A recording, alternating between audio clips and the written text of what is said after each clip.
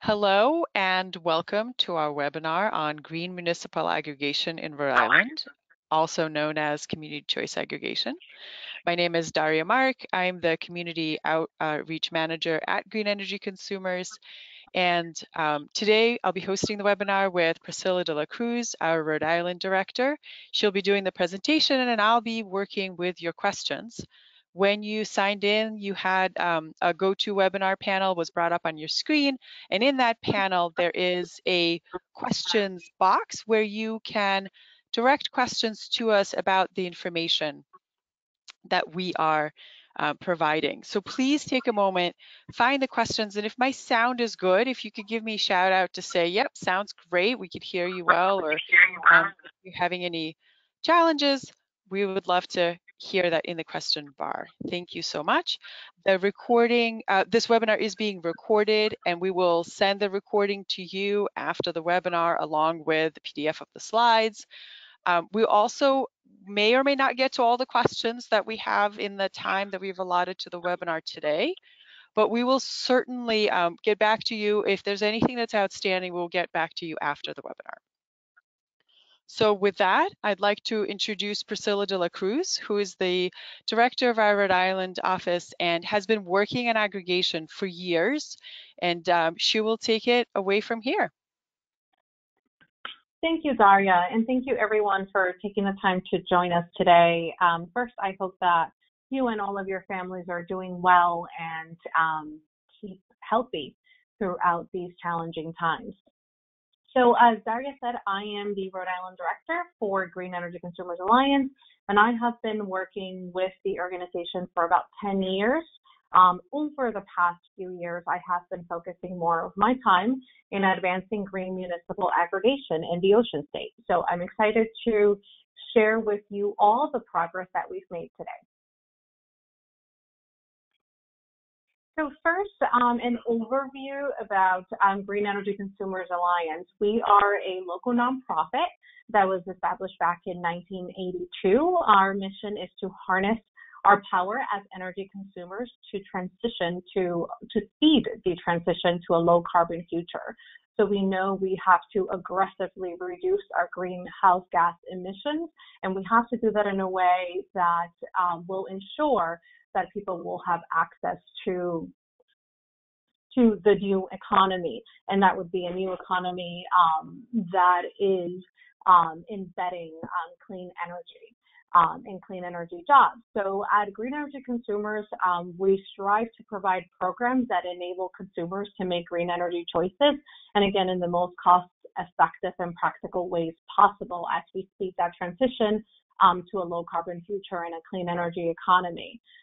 And the beauty of the work that we do, we have well over 20,000 consumers that are participating in our green energy programs, whether it is to access discounts on electric vehicles, to access efficient ways of heating and cooling their home, or assess their solar options or purchase green electricity. All of that work that we offer in programmatic solutions is informing the advocacy work that we do. And we do that advocacy work in Rhode Island and in Massachusetts, but that advocacy work also has an impact at a regional level as we have, we're all under one power grid in the New England region. So our agenda for today is to get into the electricity aggregation topic. So I mentioned we offer many programs, but today we are focused on green municipal aggregation, and we will talk about the steps to achieving green municipal aggregation, also known as GMA. I should also mention that green municipal aggregation is our program that we developed in partnership with Good Energy and a number of other stakeholders in Massachusetts, and now we're looking to replicate that in Rhode Island. But green municipal aggregation is also commonly referred to as community choice aggregation. Third, we'll talk about the status of green municipal aggregation in Rhode Island. Then Daria will walk us through the Massachusetts case studies and the experience we've gained from implementing green municipal aggregation programs in our neighboring states. Daria will also talk about some of the greenwashing that's happening in the electricity market and things to keep in mind as you are looking at other options on your own as a consumer. And then finally, we'll get into how you can be a part of growing green municipal aggregation in Rhode Island. So first, green municipal aggregation. We describe it as the process by which a municipality can purchase electricity in bulk from a competitive supplier, and that is on behalf of its residents and small businesses within that given municipality. And I should point out here, before we continue, that in Rhode Island, the League of Cities and Towns does offer an aggregation program to municipalities, but that is for their municipal load. So the League of Cities and Towns has been doing that for over a decade now. And what we're talking about today is offering consumers like you and I, small businesses as well, the opportunity to access those same benefits through a community aggregation program.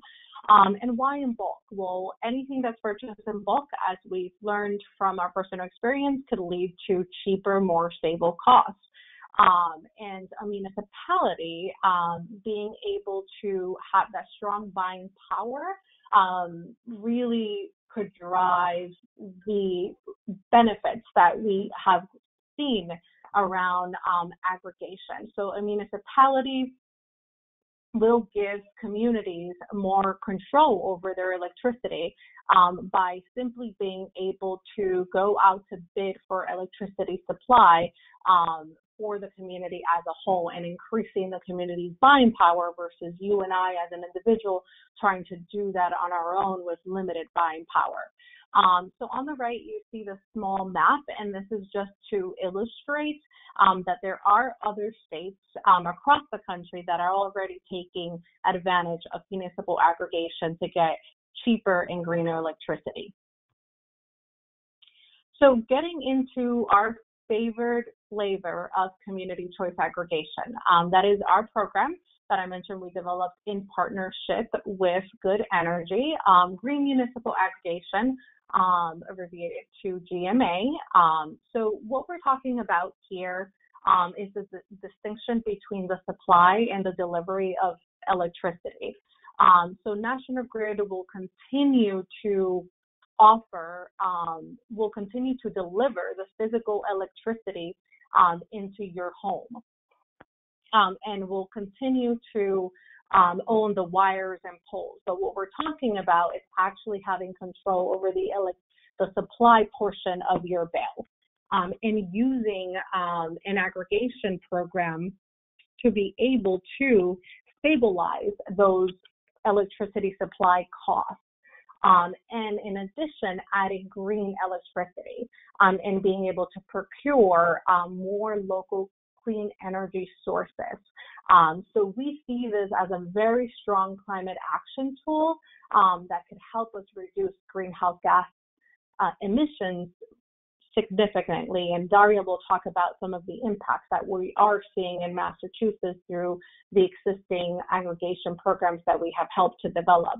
And this is happening in our neighboring state with communities who are entering into multi-year contracts to support renewable electricity generation. And what we're often seeing is that communities are signing a 2 to 3 year contract. And throughout the life of that contract, they're able to save millions of dollars for their residents within that municipality.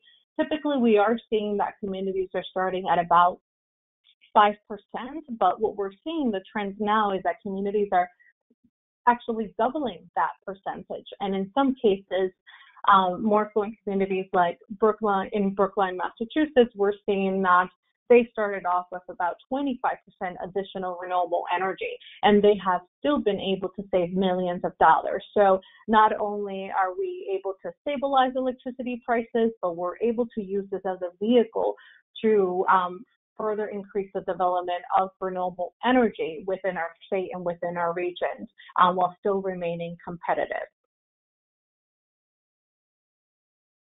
So this is what a typical green municipal aggregation program looks like. So I mentioned that Usually a community might start at 5%, some are doubling to about 10%, and reading this from left to right, that is what we refer to as the default program.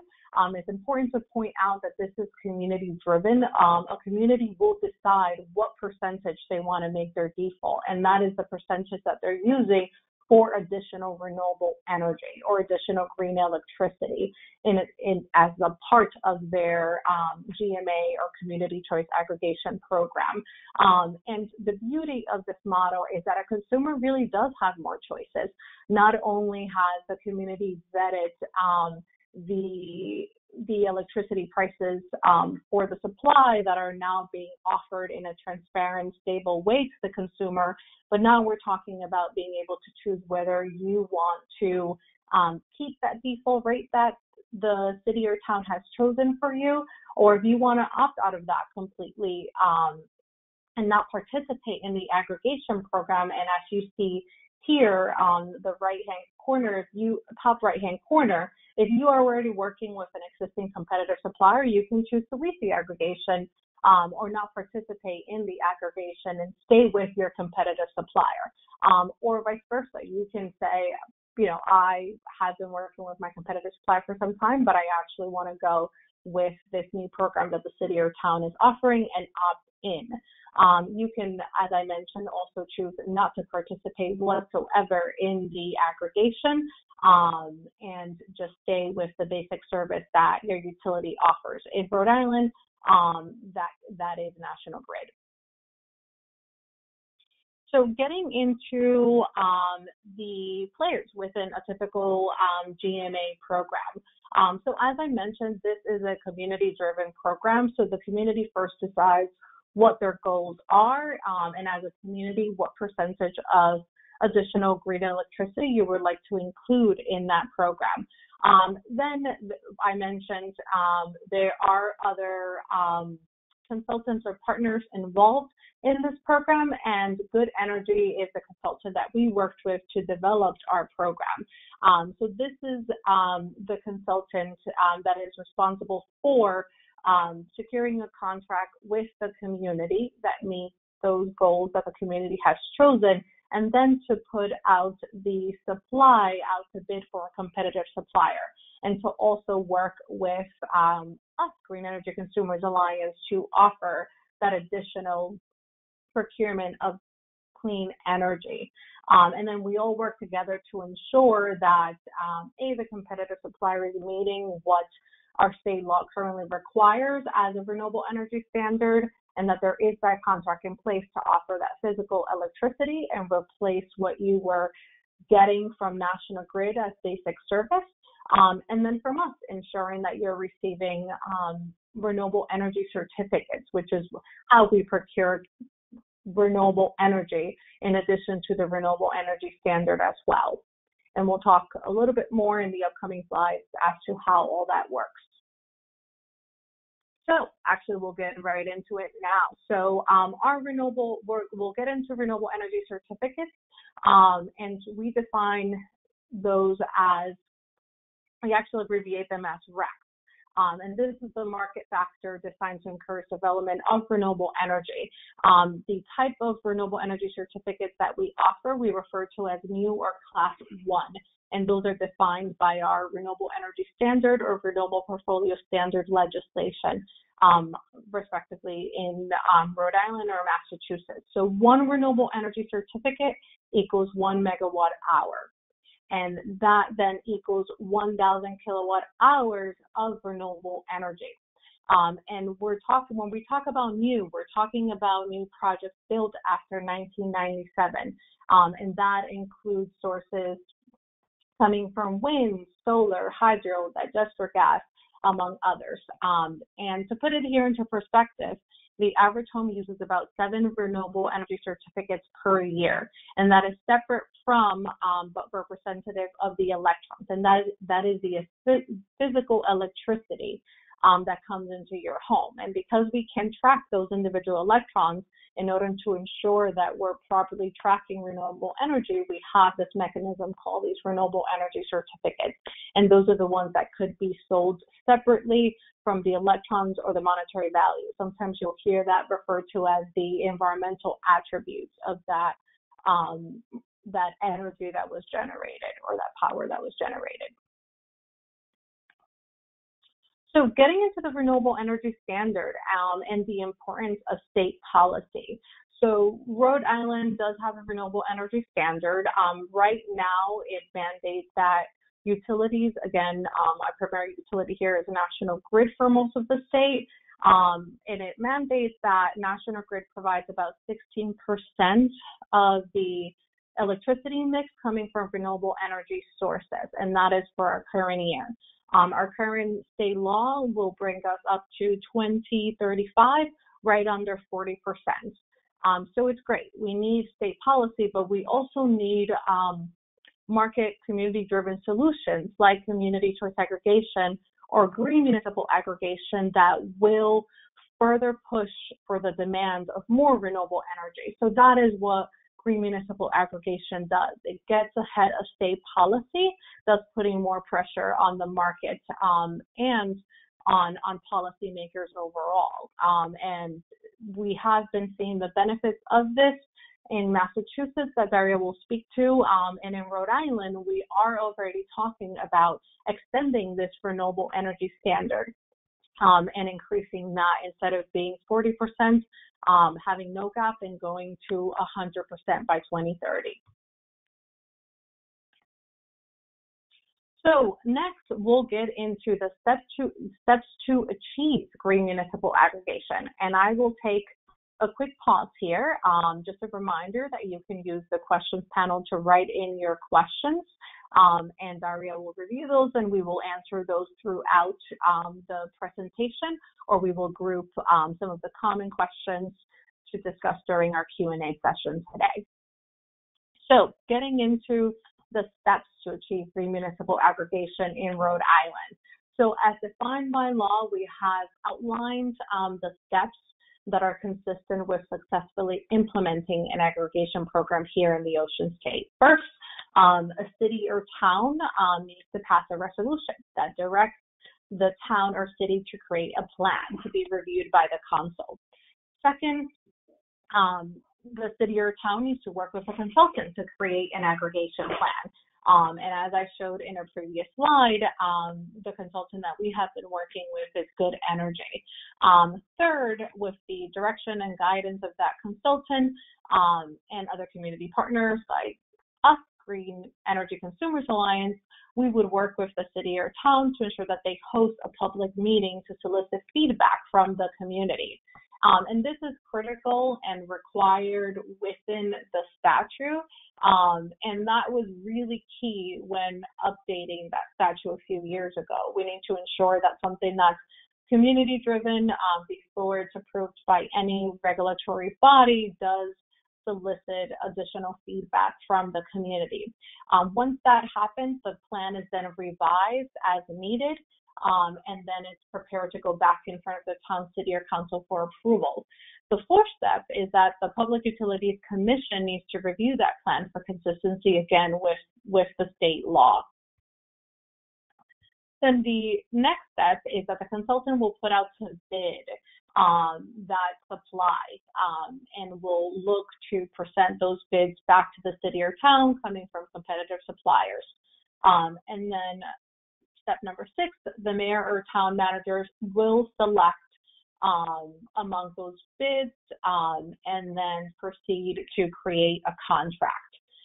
And then finally, we have the Public Utilities Commission doing a final approval of that plan. And these are the steps that it's really critical to ensure that you are working with a consultant that's experienced in offering aggregation. And like I mentioned in previous slides, and I'll just take a quick step back here, so you can see, again, all of the moving players that are part in all of those steps.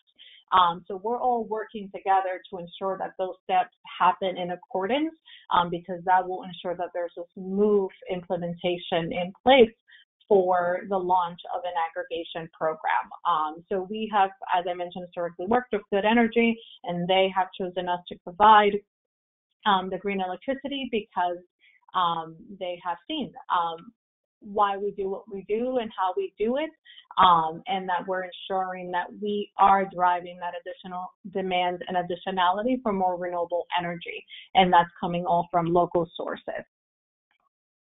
So I want to now give you an overview of the progress that we've made. So right now there are 4 communities that have moved forward with that first step of passing their resolutions, and that includes Central Falls, Providence, South Kingstown, and Barrington.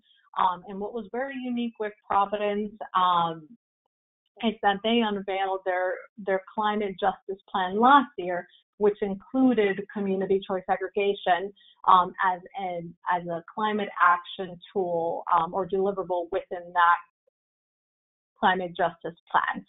So now we're seeing that they are moving forward with the next steps in terms of seeking community engagement and preparing for a future public hearing.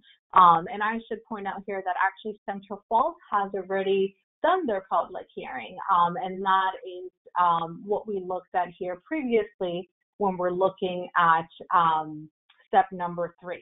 So Central Falls has done this. They have solicited feedback from the community, and they're actually finalizing their plan and getting it ready to be introduced to the Public Utilities Commission. And we're hoping that happens within the next week or so. And then we're looking at other communities like South Kingstown and Barrington that are getting ready to introduce their plans and have those approved by the City Council after a public hearing takes place. And of course, we know because of the current situation with COVID that, you know, in terms of public engagement, this requires creativity and flexibility in being able to offer these engagement settings online and working through these unprecedented times that we're in now. And then with Providence, we are looking at Providence introducing its plan to the Public Utilities Commission later in July because they're very focused on community engagement. In fact, they have released a survey released out to the community so the community can provide feedback as they're looking to develop their aggregation plan. And we'll actually be sharing that survey with our members, so stay tuned via email and as well as via social media so you can participate if you're a resident in Providence. So this is just a quick overview, just for your reference. Again, just summarizing where we're at with the current 4 communities, Providence, South Kingstown, and Central Falls, and Barrington, that are moving forward and paving the way for other communities. There are other communities that are considering a green community choice aggregation or GMA program, and we're hoping to work with them in the coming months. And Newport is getting pretty close, we hope, to introducing, for example, their resolution. And then there are others that are considering, but of course, again, because of the times that we're in, have chosen to wait to introduce their resolution. And then there are others that are not yet considering, but we hope that throughout the year we can help them progress. So now I want to go ahead and kick it over to Daria. A reminder that you can continue typing in your questions in the panel. Great, thanks. Thanks, Priscilla. Let me switch back to my presentation.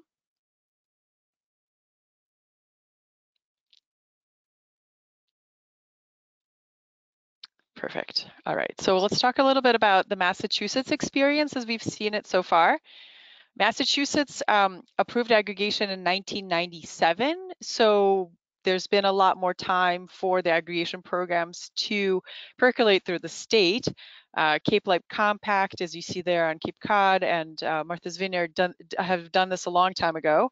And then other communities have joined since. And what we've seen since 2016 when we launched Melrose and Dedham in their green aggregation is that more and more of the communities that are signing on for aggregation are doing so because they want to add renewable electricity to the mix. And so what you see here is communities that are shaded in green have a currently active running aggregation program. The darker the green, the higher the percentage of renewable electricity that they are adding by default. So when we say that a community is running a green aggregation, that means the people who are enrolled in it are getting some kind of green percentage. And for us, 5% or above is really ideal. And they're getting this they're getting this green electricity by default. So they don't have to do anything, and they don't have to change their habits or change their electric bill in any way. The other communities you see here, blue is particularly startling. So that is a large number of communities that are now in the process of doing aggregation. That means they're not necessarily all going to do green aggregation, but a large portion of them will.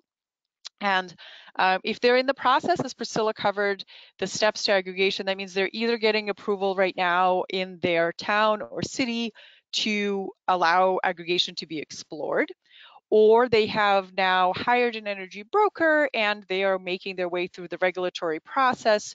First step is our Department of Energy Resources, and then the longer substantial heft is the Department of Public Utilities, where unfortunately now it's taking aggregations quite a long time to get through because there's been such a, well, obviously COVID, but also there's been such a great number of communities that are interested in aggregation and that are pushing through their programs. And now also you have the light brown communities and the dark brown communities. So those communities are running aggregation programs, but they're not doing it to add renewable percentage. They're doing it for the price stability and the potential savings. And the light brown just means that those communities are have an option to opt up to 100% renewables, but they don't offer anything as a default. And the reason we still consider that to be brown aggregation is that the number of people in those communities that choose that opt-up option is so small that the amount of renewable electricity that they are sucking in as an additional amount is really low. So we really want communities to focus on doing the aggregation the green way, the green percentage that is a default. Even if they start at 5%, uh, that is having an impact. And we've seen a lot of communities start at higher than 5% already. 10% is becoming the kind of new default start. Some communities are starting at 35%, 20%, 45%. So there's been this really great push not only to do green aggregation in Massachusetts, but also to start it at a percentage that's substantially higher than what the state requires by law.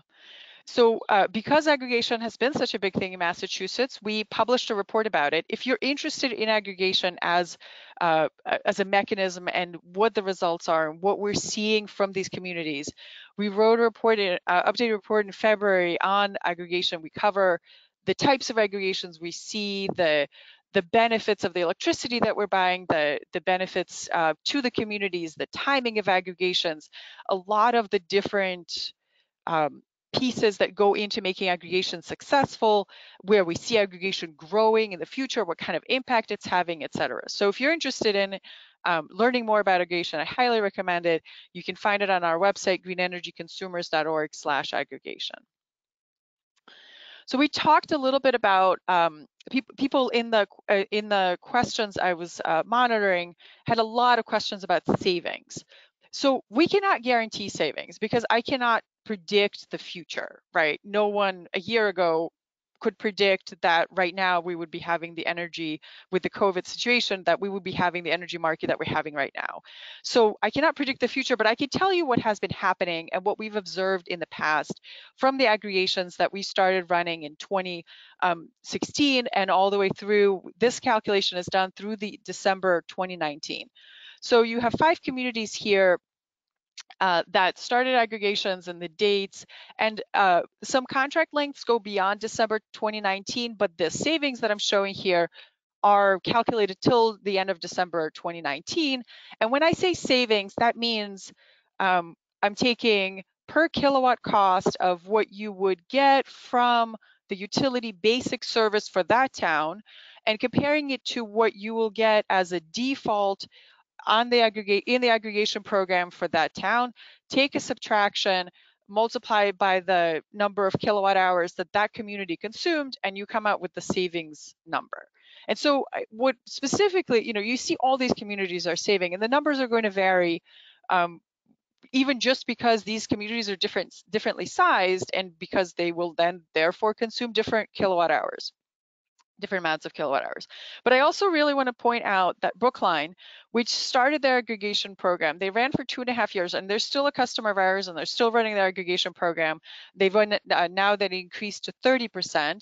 But even in their first 2.5 years, they saved their ratepayers around $3 million. So that means with even an aggressive and a high percentage at 25%, the community still saw a savings, even though a lot of people, when they were advocating for Brookline to start this program, were willing to say, like, we will pay a little bit more to have a greener grid and a greener electricity. They have not had to do that, because in the aggregate, over the 2.5 year period of that first aggregation contract, they saw a savings compared to utility rates. Here's another way to see that savings chart. So this is the Brookline rates. You can see the orange line that changes every 6 months. That's the utility basic service. So utility prices change every 6 months, and the utilities have a very, very short window when they go out and they procure their energy. So it does not matter what the energy market is doing at the time, the utility is required at that time to go out and procure their electricity. The benefit to aggregation is that you can use the analysis that an energy broker would provide your community to really time your aggregation program and be careful about when you go out, so that you can get advantageous pricing for the next 2 or 3 years, depending on what you're choosing as your aggregation time. So this is the first and the second start of the second contract for Brookline. The bottom line is the line that the default customers are seeing. So you can see where the savings is coming from, in that most of the 6-month periods, the utility price is far above the aggregation price.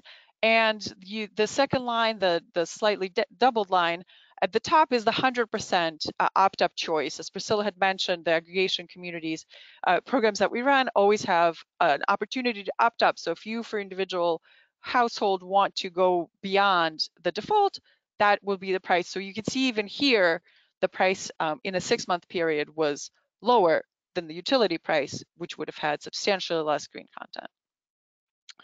There is benefits to aggregation beyond the benefit to the electric grid and all the things that we think about as running an electricity. When we New England are transitioning to, and all over the world, of course, are transitioning to electrifying those things that we are typically doing in fossil fuels, such as driving our cars, driving our trucks, driving our vehicles and buses, to electricity. Well, if that electricity is getting cleaner and cleaner every 3-year period, because with your aggregation, you're increasing your percentage and decreasing the amount of fossil fuels in your mix, that transportation that you are now plugging into your electric grid gets cleaner also. So you could see, I talked about Brookline now being at 30% additional renewables. That's the green line. That's because the green line is above what the state requires the Brookline to do. So Brookline could keep its 30% for the rest, till 2035. But because the state constantly is increasing at 2% the renewables electricity, that the emissions will keep going down. If your community is choosing an extra 10%, that's the blue line. So you're going to get the decrease there as well. And then the Massachusetts basic service is the red line. So that's where we are now so you can see in Massachusetts, it's not quite, the transition is not happening quite fast enough. Rhode Island's basic service, as Priscilla has mentioned, stops the increase of its renewable percentage at 2035, and therefore that will plateau thereafter. So the emissions reductions you're going to see from plugging your car into the grid will not get better unless rules that law is changed, or your town is doing aggregation that continues to increase its percentage going forward. The other place where we have to electrify is heating our buildings. And The answer there is clearly heat pumps. This is a picture of a ductless heat pump, but heat pumps also come in ducted systems. So sometimes we see people retrofitting their current air conditioning to a heat pump that can now do heat and cool. Sometimes we see people install, because they want air conditioning, they don't want to do duct work in their house, they install these splits. These are called mini splits or ductless heat pump systems. And these can do both heating and cooling, and they can do it very, very efficiently. And so this is the path forward. This is where we all have to go. And again, because this is running on electricity, first of all, we're taking the fossil fuel out of the heating. And then as our electricity grid gets cleaner with aggregation and with state requirements, this heating will also get cleaner. All right, so I want to cover some greenwashing because electricity uh, electricity markets are very complex, and there's a lot of information out there that is sometimes hard to discern. If you have any questions, please feel free to put them in the questions bar. We will keep monitoring it, and we'll get back to your questions towards the end of the webinar. All right, so greenwashing in electricity purchases. So first of all, these are our sources. As you can see, we do not buy outside of New England. And the reason we don't buy outside of New England is because when we buy our renewable energy certificates from within New England, and we even try to focus specifically on Massachusetts and Rhode Island to encourage the development there, it brings more development to the places where we are physically generating our electricity. So um, because our renewable energy prices and our renewable energy certificates are so expensive, they are so expensive because they are needed to fund this development in our New England grid, we have to support that electricity to get that development made. So let me say this again. We buy only from our New England sources because where we need our electrons, where we need the change in our electric grid is in New England. And in New England, it's extremely expensive to develop wind and solar and all these other renewable technologies that we need because we don't have large swaths of land where no one is living and where we can put in huge turbine fields and farms that have incredible wind potential, right? We don't have that. When we start talking about, a large wind project, it's 10 or 15 turbines. Now, the offshore wind is its own different um, it's its own different conversation. But for now, we don't have offshore wind, and it's looking like we won't have it for quite a few years. We're focused on onshore projects. What we could do is expensive, and we need to subsidize it so that more of it can get built. Otherwise, what will happen is we keep burning that natural gas and that coal. Even, if we send our money out of state and we don't buy the Massachusetts or the new renewable energy certificates, as they're known in Rhode Island, then we're sending money out of state. It's not doing anything out of state either. And we're not changing how our electric grid functions in our New England, and we're still going to generate with fossil fuels. So we have to put our money where our electricity is and where we want to see the development. And that's why all the aggregation programs that we run are only for, as they're known in Rhode Island, new renewable energy certificates or class 1 renewable energy certificates, as they're known in Massachusetts. So this is, we call this concept additionality, that when we buy the new or the class 1 renewable energy certificates, we create additionality, meaning that we incentivize development of more of the resources that we want, the wind and the solar. If you buy national recs, they do not provide additionality.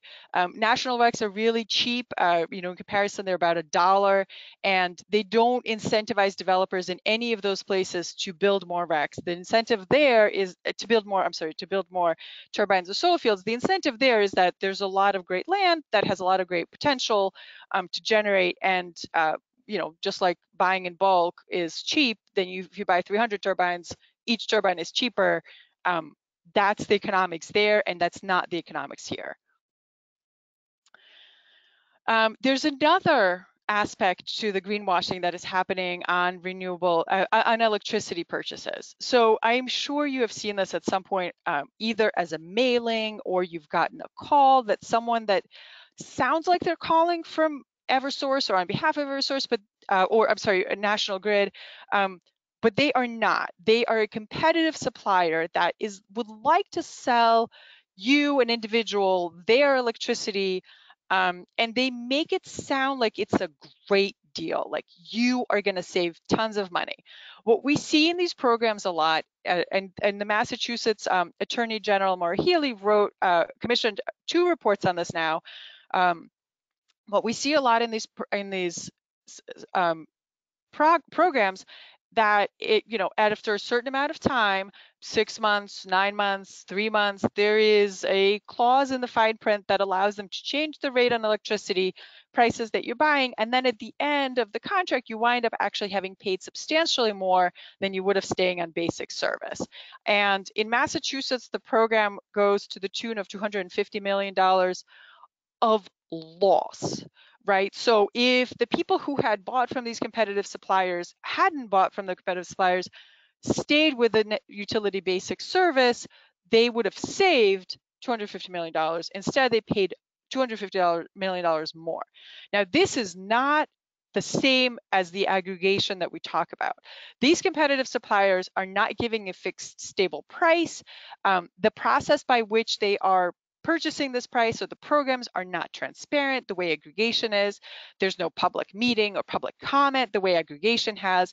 So this is kind of um, the very other end of electricity purchases that the Attorney General in Massachusetts has warned and against, and would like the legislature to do something. And we expect that in Rhode Island, we don't think the problem is singular to Massachusetts. We expect that in per capita, the problem in Rhode Island is similarly sized. And so aggregation, because it's such a transparent process, because there's so much vetting in it, and because there's so much public comment in it and so much public education, is actually a really good tool against this kind of predatory electricity sales that help people um, who already trust their municipal government to vet and look and see what can be done about it, to um, to procure electricity in a way that will give them a stable price, and will be a transparent process in which they have a say. All right, that is the end of my coverage on the Massachusetts experience with aggregation. And we want to invite you to help us grow the Green Municipal Aggregation, or the Community Choice Aggregation as it's known in the Ocean State. I've put our email at the bottom here. So if you would like to reach out about Rhode Island aggregation, please contact Priscilla. If you have questions about what's happening in Massachusetts and the general process there, please reach out to me. And I'll take another moment. And if you have more questions, I will be happy to take them in the questions panel. And Priscilla, is there anything you would like to cover that you've seen in the questions? Yeah, there's one question that I just answered now that I think would actually be great to share with everyone on the call. So the question was about if there is a difference or similarity with the private energy aggregation. For example, Arcadia Power is one of them. And that's a really great question. And you spoke to, some of the aspects of what Arcadia does when talking about competitive suppliers. So it's separate than what we're talking about. We're talking about communities having a bigger purchasing power by a given municipality going out to bid on behalf of their residents. So adding more consumer protection, which is great, as Daria spoke to. What we have seen, unfortunately, with competitive suppliers, and it's no different, like Daria mentioned, in Rhode Island and Arcadia being one of those, is that there are those misleading marketing tactics. But what Arcadia is doing that I also wanted to mention, aside from being part of that deceptive marketing that happens with that limited buying power that we each have for our individual electricity accounts is that they're actually in Rhode Island working with the Office of Energy Resources on community solar. So that is also separate from community choice aggregation or green municipal aggregation. So when a community chooses to go forward and implement like their plan, as we hope to see Providence, Central Falls, Barrington, and South Kingstown do next year, hopefully in early 2021, if you as a consumer are also participating in a community solar program, you would be able to continue doing both.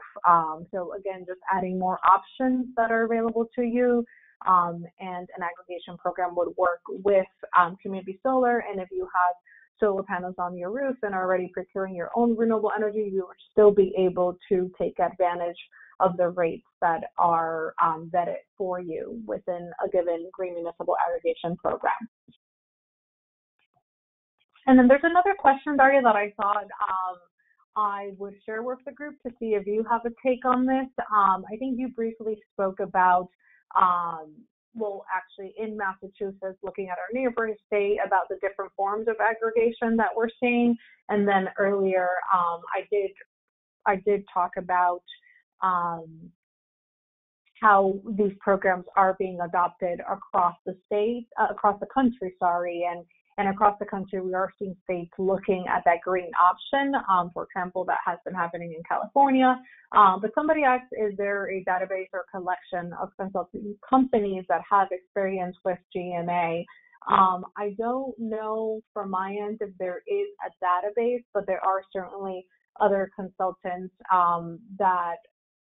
that would be able to provide a program, a community choice aggregation program. But to be really clear, when it comes to green municipal aggregation and the program that we've developed, the consultant that we think is best fit to do that is Good Energy, that has the experience of being able to run those aggregation programs that Daria walked us through. But Daria, I don't know if you have another take on that question or additional resources. Yeah, I would echo what you said, Priscilla. There are consultants. So there's energy, we call them energy brokers, such as Good Energy, and we think they do this aggregation really, really well. They have a really good track record on savings, and they've partnered with us to do the green portion the right way. And as far as consultants go, there's other consultants that are doing aggregation in Massachusetts. So the map I showed earlier, that is not just Good Energy and us, that is kind of what the whole state is doing, and there's other consultants there. But I'm not aware that there's any database that talks about kind of what are the different consultants and what is the different energy suppliers that will do aggregation. So I wanted to address. I'm stumbling a little because I'm not sure of kind of the basic the background that the question is asking about. But I wanted to, maybe this is related, that there were a couple of questions about how GMA programs or CCA programs are pick their percentage of renewables. And if you don't mind, Priscilla, I'll take a minute to address that. Yes, go for it. Okay, so what we see towns and cities start the aggregation process, get the permission from their governing bodies to do the aggregation, and then there's a lot of, did I see a lot of really strong discussion about, should we go for 5%? Should we go for 10%? Should we go for 20%? Should we go, what is the kind of the right percentage that we should go after? And we always advise communities to commit to the fact that they're going to do at least 5 or 10%, whatever feels like your bottom kind of lowest that you're willing to do. And then before you kind of commit yourself to a specific number, wait until you're at the other end of the bidding process and you see the electricity price. Because once you see the electricity prices that are coming in from the suppliers who are going to supply you the electricity and from us for the green portion, you might be able to say, hey, you know what?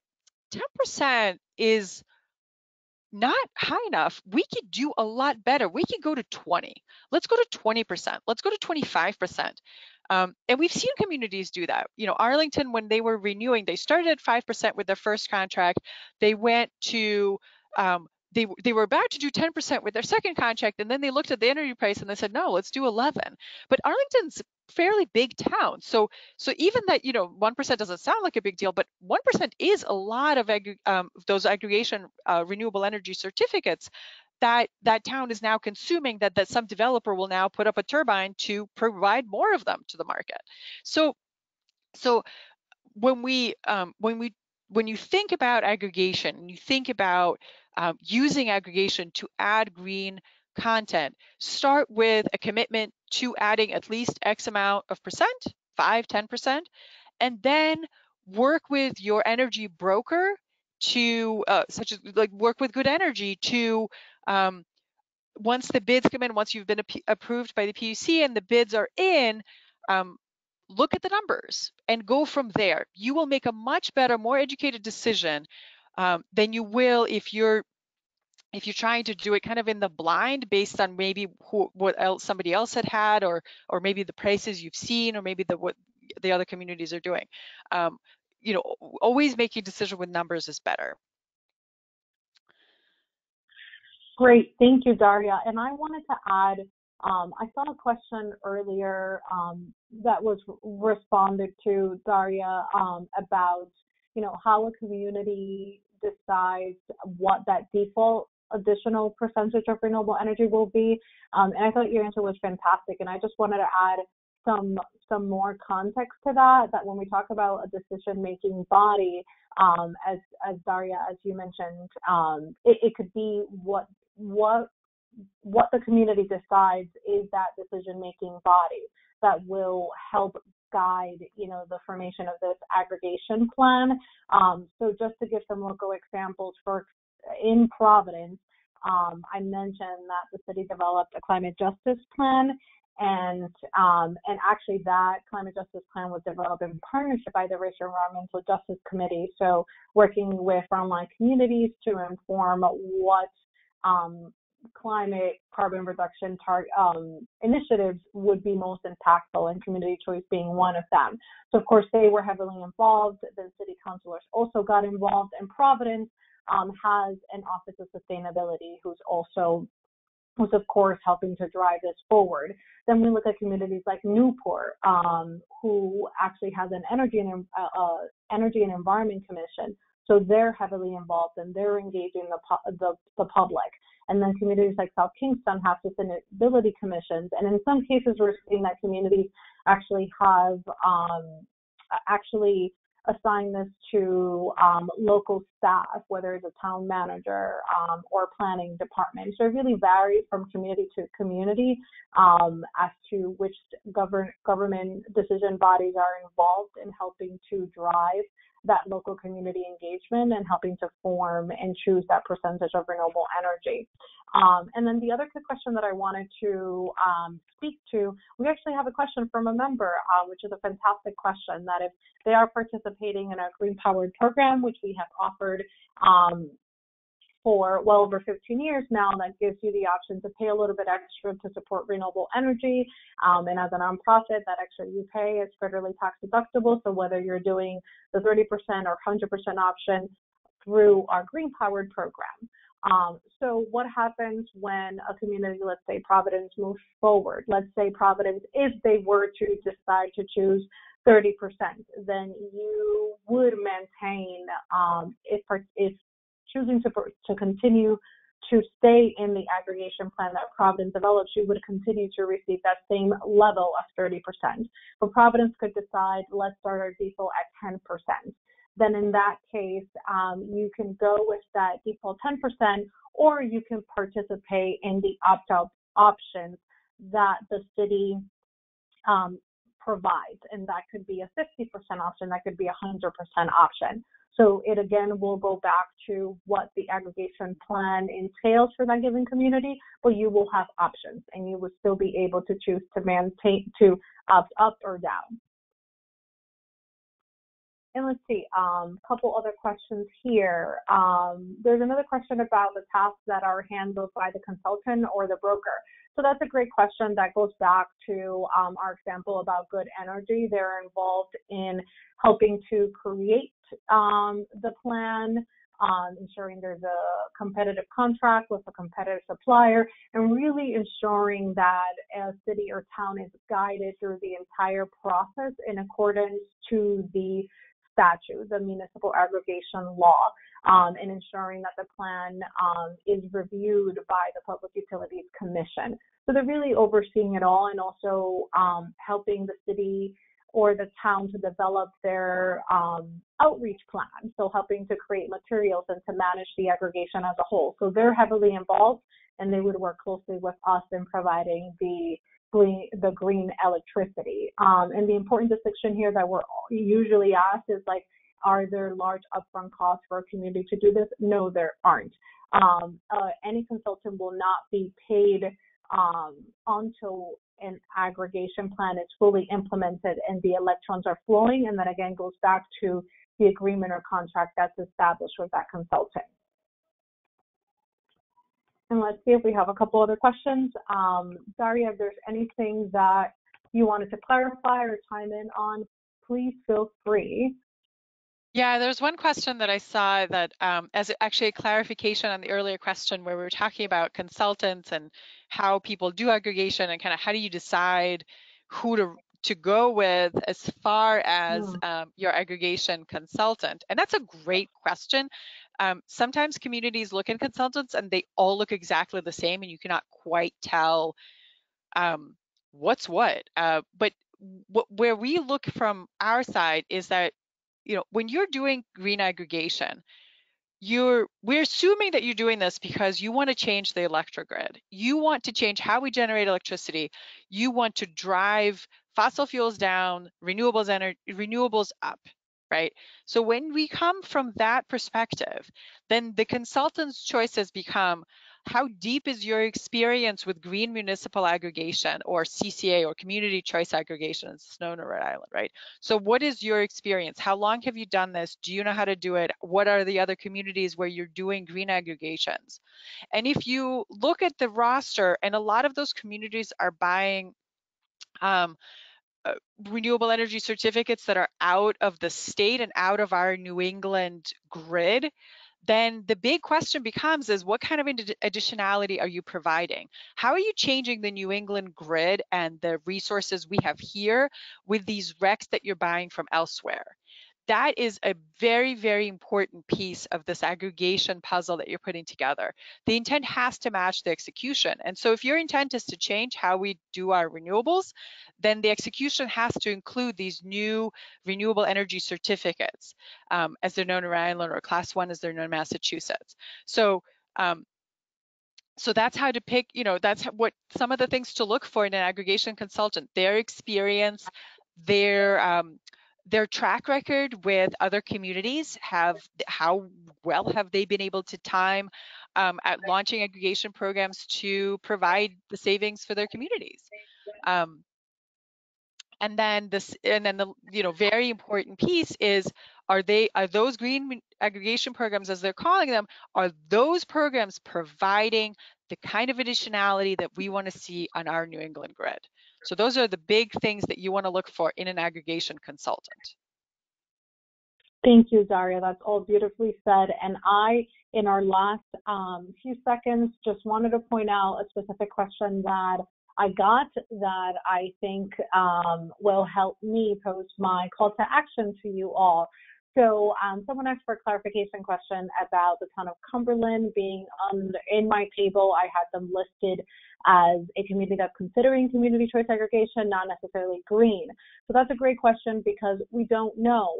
There are over a dozen communities that we have engaged. They're interested in the concept, but they have not expressed when they'll be moving forward and if they would be looking to provide a green option. And here is we're hearing from individuals like you and I and other community members or, stakeholder groups in that community will make a huge difference in saying, we want you to do this and we want to do this in a way that is going to help us drive the development of more renewable energy. We want local green electricity in our mix. So I invite you all to work with Daria and I in Rhode Island. I would be happy to talk to anyone about any of our programs, but I'm really excited to talk to you, of course, if you want to work with me to help move aggregation forward in your community. Great. Thank you, Priscilla. I think we have reached the end of our time. Thank you very much for joining us. As I mentioned at the beginning, we will send you a recording of this webinar along with the slides. And please reach out to us with any questions. And if you would like to work more on aggregation in the Ocean State, please contact Priscilla. Thanks so much. Have a great day.